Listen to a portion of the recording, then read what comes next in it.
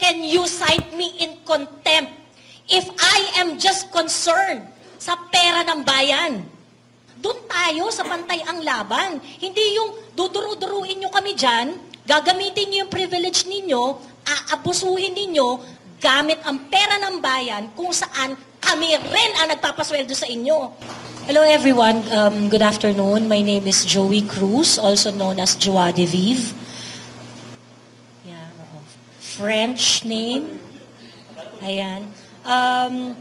There are several revelations today, and it confirms our hunches that the goal of the representative, the joint committee that handled the committee hearing, calling us to appear, to share our knowledge to share our knowledge on matters that were raised by Rep. Barbers last December 4 and December 16. Saying that there are makapili vloggers, narco vloggers, and vloggers being paid by POGO operators. On December 16, Rep. Barbers called on law enforcement groups to investigate malicious vloggers and trolls and to act on any cyber crime that they would see. It is very clear. Is to silence us, put us in jail, or if not, cite us in contempt, and God knows gaano kami katagal ilalagak dyan sa facility ng HOR. Worse, baka dalhin kami sa facility ng... And that is something that I cannot accept. Unang-una, we are common citizens, but we are not stupid.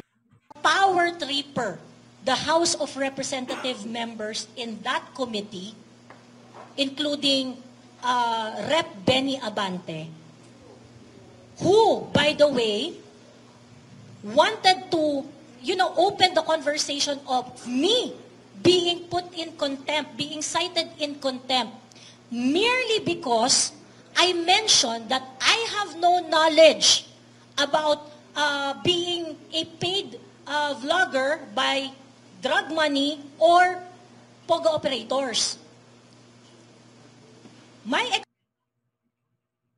Nothing to share. And if I have nothing to share, I am of no use to whatever goal that you wanted to achieve in that committee. How can you cite me in contempt if I am just concerned sa pera ng bayan? This actually revealed a very, very nonchalant attitude of our House of the members of the House of Representatives. Wala kayong pakialam sa pera namin. Imbis na hinahanap nyo kung sinong naglagay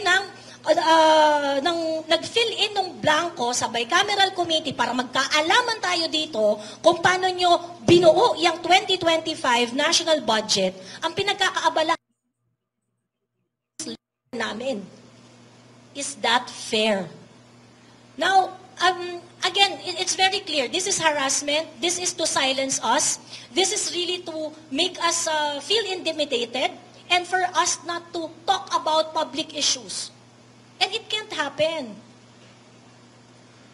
As a private citizen, ang bala na lang natin, boses natin. And they want that taken away from us, from me.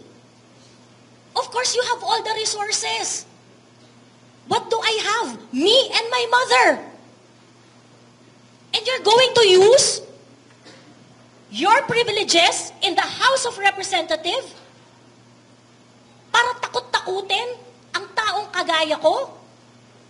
Now, ordinarily, I know that, it's easier to fold. It's easier to choose that route. But we realize, yung mga taong kasama ko dito, we realize that if we are going to fold, they are going to do what they are doing to everyone. Why? Because they have done this to retired generals, to men in uniform in active service, to the Vice President of the Philippines, to us vloggers, And they are not going to stop unless we stand up and confront this in the proper forum. So that is why we decided to bring this in a place where there is a level playing field.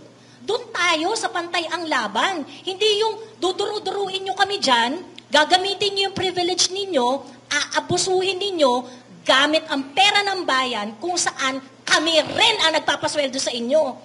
It can't continue like this. Hindi po pwedeng ganon. Someone has to say something. And we were put in an opportunity to react. And sabi ko nga po kanina, pinag-isipan po namin ito. Alam po namin na hindi ito madali.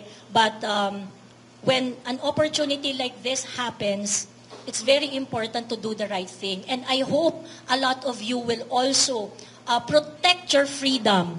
Every single Filipino should know the abuses of some of the members of the House of Representatives.